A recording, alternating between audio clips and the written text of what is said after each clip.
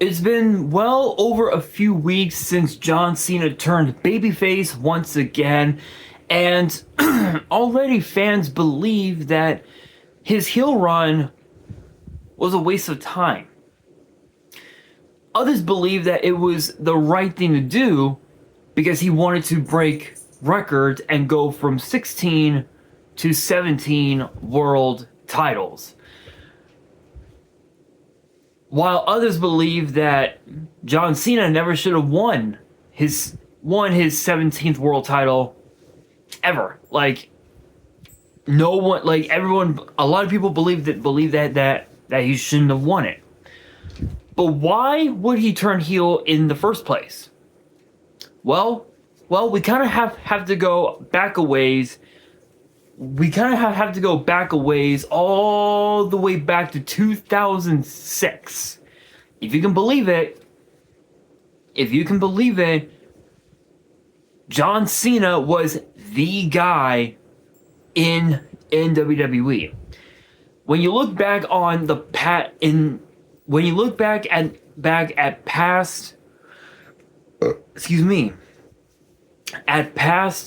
WWE champions, you have to look at each era and understand who was the face of each era of WWE. So when you think of the era of Vincent Jess McMahon, you look at a guy like Bruno Sammartino who held the WWE title for more than 4,000 days across both of his title reigns as champion. Then, of course, you look at Bob Backlund. He was the face of WWE during the golden era, all the way back in the early 70s, in the late. I can't speak. In the late 70s and the early 80s. Then when Hulk Hogan took the title from the Iron Sheik in the mid 80s, that was when Hogan became the face of WWE and had been the face of WWE for almost a decade. Then when you look at the new generation era, where you had guys like Shawn Michaels and Bret Hart and Owen Hart and Diesel and Razor Ramon, the 1-2-3 Kid, Undertaker. Who else can I name? The new Blackjacks, just to name some of them. You think of Bret Hart, like he was the guy to beat during the golden era of WWE. Then when you look at the Attitude Era, you gotta look no further than Stone Cold Steve Austin. Literally, he was the anti-hero that everybody loved. He wasn't a babyface. He wasn't a villain. Think about this, right? He wasn't a babyface. He wasn't a heel. He was just a guy that everybody could relate. He was a guy that a lot of teenagers could relate when it came to. When it came to authority figures, it was always like, no, fuck your rules. I don't give a fuck about these rules. I'm gonna do what the fuck I want, and fuck you. Literally, that was the anti-hero ordeal of Stone Cold Steve Austin when it came to authority figures in WWE during the Attitude Era. Then when you look at the Ruthless Aggression Era, you look no further than John Cena. He was like the guy that everybody wanted to see become the face of WWE, even though Brock Lesnar during the early stages of the Ruthless Aggression Era was the face of WWE. But by 2006, right, John Cena had already become booed. He had already become the top guy in WWE, but no one wanted John Cena to be a champion again.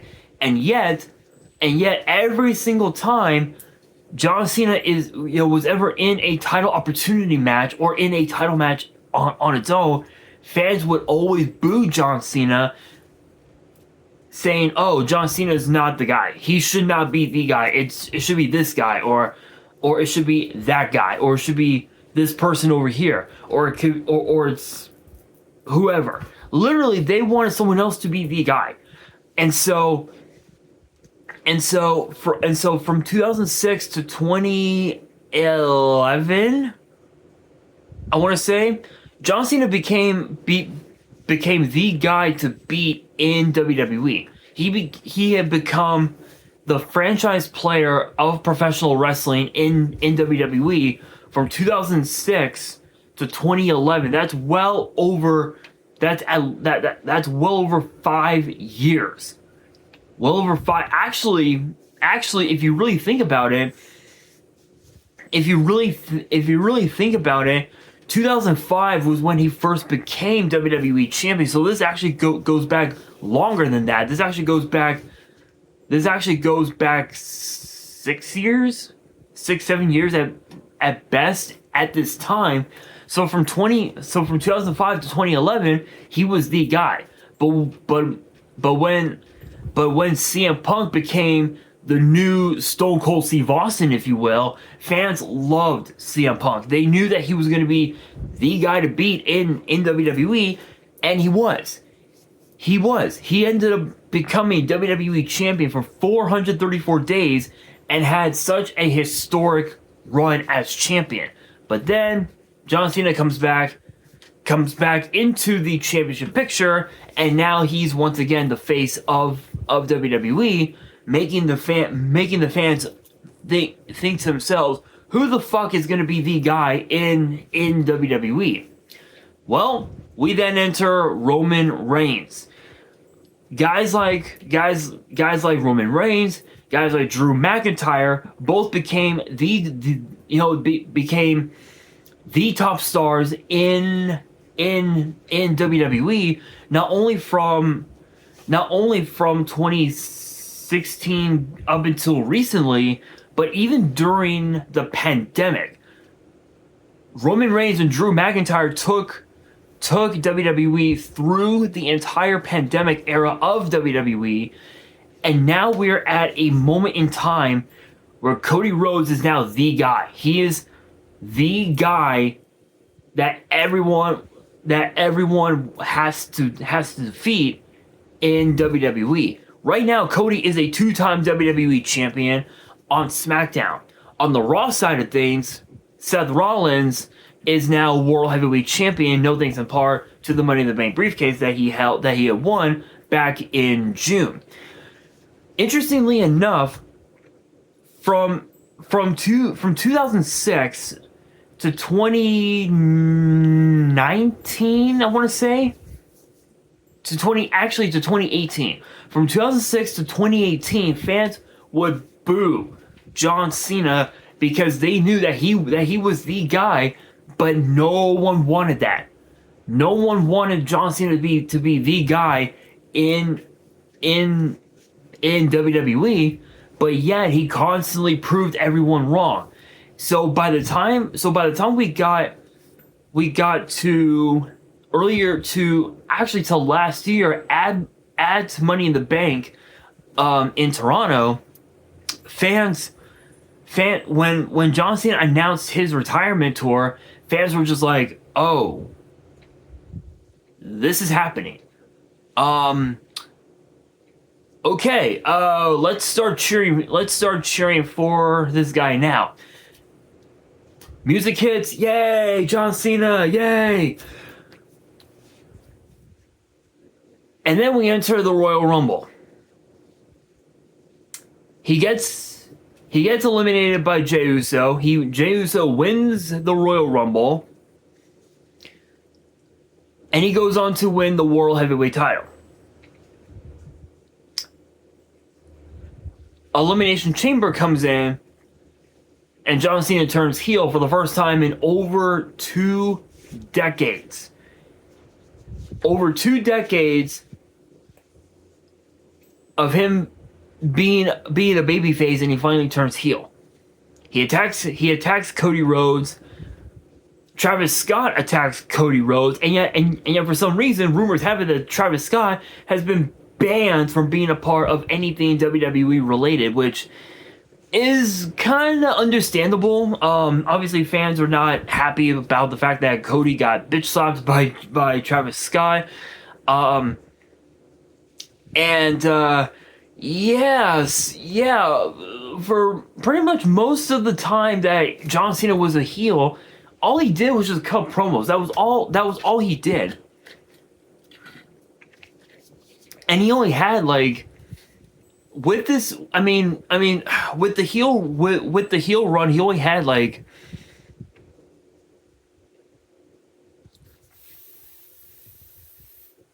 five or six matches, I believe. If I'm not actually, I can look back on my book here. I can look back on my book.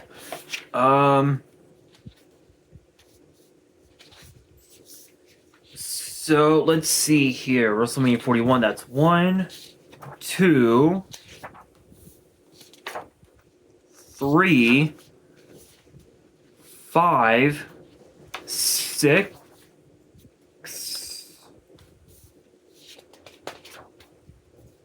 Yeah. So I would say about six matches that he had working as a heel. The first one was again was obviously WrestleMania against Cody. Then then of course Backlash against Randy Orton. Night of Champions against CM Punk. Saturday night's main event, and then on SmackDown against Ron Killings, R-Truth. And then Money in the Bank was the big tag match between Logan Paul and John Cena against Cody and Jey Uso, which even that match was pretty historic because those were four of the biggest stars in WWE right now, which is crazy. Some people believe that the heel run that John Cena had was a bit stale just because of the fact that all he did for the most part was just cut promos, and the way that he worked the ring wasn't that good.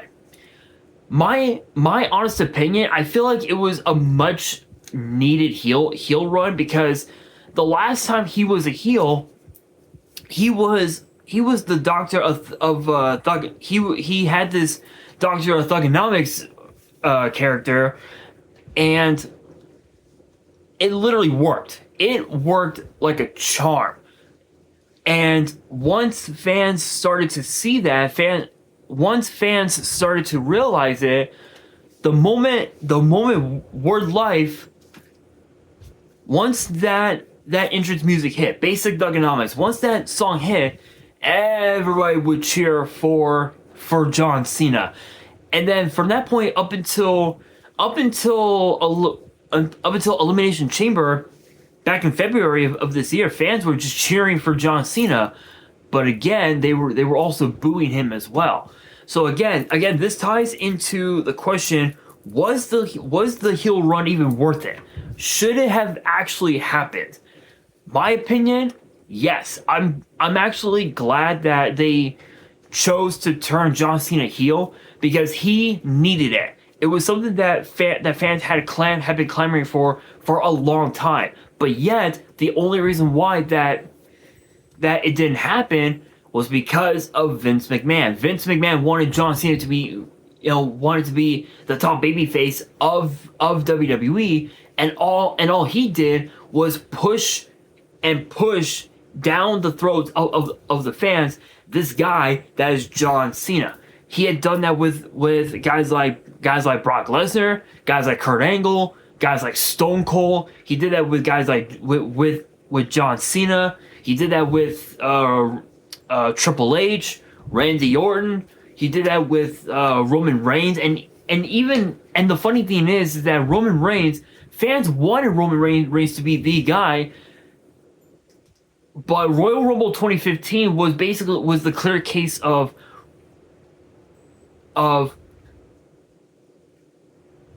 wrong place, right time.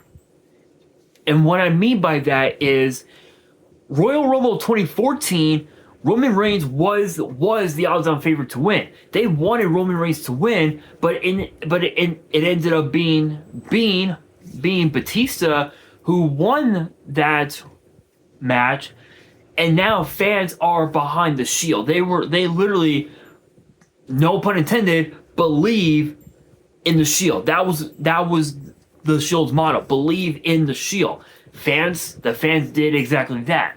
So we go to 2015, and now fans want Rusev to win because he and Roman Reigns were the last two in that match.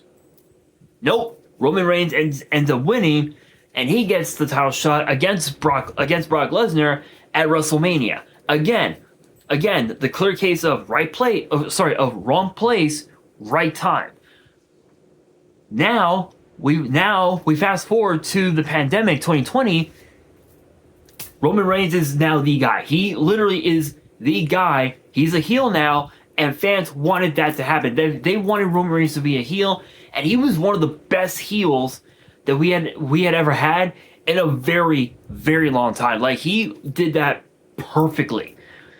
And now Roman Reigns has now become the biggest babyface in WWE, which buys into the question: was the John Cena heel run worth it? And the answer is yes, because and the reason why is because we as fans, we knew that if John Cena walked into WrestleMania as a babyface, Cody would have won. Cody would have won, no doubt about it, and the reign of the American Nightmare would have continued, no doubt about it. But when you really look at it, John Cena as a heel, it worked out. He went on to win his 17th world title. He literally worked guys that he had unfinished business with. He worked with Cody Rhodes. He worked with Randy Orton. He worked with Ron Killings. He worked with Jey Uso. He worked with CM Punk. Obviously, with the fact that Cena was bitter by the fact that Punk had beaten John Cena in Punk's hometown of Chicago in 2011. All John Cena did was get his lick back against CM Punk. Now, once again, John Cena is now a babyface, and now he is no longer champion, which ties into the question: what's next for John Cena? My opinion is have him work Logan Paul, win or lose, doesn't matter. He goes to Raw, challenges for the Intercontinental title. He becomes champion. Now he's officially a Grand Slam champion to cap off a legendary career. My opinion, I feel like that could be the case, but lurking in the shadows is a beast, and it ain't gonna be pretty. I can guarantee you that. But my opinion, I feel like it definitely was worth it. And I feel like the timing was there. It was exactly what fans wanted. We finally got John Cena as a heel. Now he's once again babyface. There's really at this point now, only time will tell. Only time will tell of what will be next for John Cena with these last 4 months that he has as an active member of the roster. Well, we'll just have to wait and see. But if you guys do have a second, if you guys have a second opinion on this, you guys can let me know down in the comments below. And again, guys, for Q&A, if you guys have any questions that you want to send me, that you want me to answer on the channel in a future video, I posted on my community tab. And I believe now you guys are able to comment. So definitely drop your questions in the comments of that post on the community tab. And also, guys, if you guys want to send me fan mail, you guys want me to open it up on the channel, the info will be in the description below. And with that being said, that'll do it for today's video. Hopefully you guys enjoyed. If you did, make sure you guys smash that thumbs up button. If you guys are new to the channel and you guys want more WWE topic videos in the future, then be sure to subscribe to the channel, turn on the notification bell, and as always, make sure you guys are following me on all my social media. All of my ads will be in the description below. And on that, this is your boy Nash, signing out.